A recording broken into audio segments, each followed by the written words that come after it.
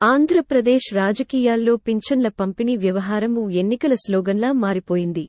దీనిపై అధికార ప్రతిపక్షాలు ఒకరిపై ఒకరు దుమ్మెత్తిపోసుకుంటున్నారు. తప్పు మీదంటే మీది అంటూ విమర్శలు చేసుకుంటున్నారు. వాలంటీర్లతో పింఛన్లు పంపిణీ చేయదన్న ఎన్నికల సంఘం నిర్ణయం ఇప్పుడు పెనుదుమారాన్నే రేపుతోంది.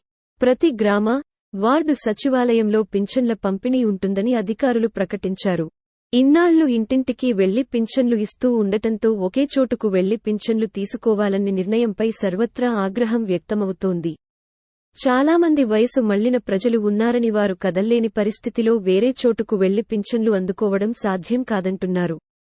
సచివాలయ సిబ్బందితో ఇంటింటికి వెళ్లి పింఛన్లు పంపిణీ చేయించాలని ఇప్పటికే సీఎస్కు లేఖ రాసిన చంద్రబాబు ఇవాళ ఎన్నికల అధికారి ఎంకే మీనాకు ఫోన్ చేశారు. పింఛన్ల పంపిణీలో సమస్యలు రాకుండా చూడాలని విజ్ఞప్తి చేశారు. ఇంటింటికి వెళ్లి పంపిణీ చేసే చర్యలు తీసుకోవాలని సూచించారు.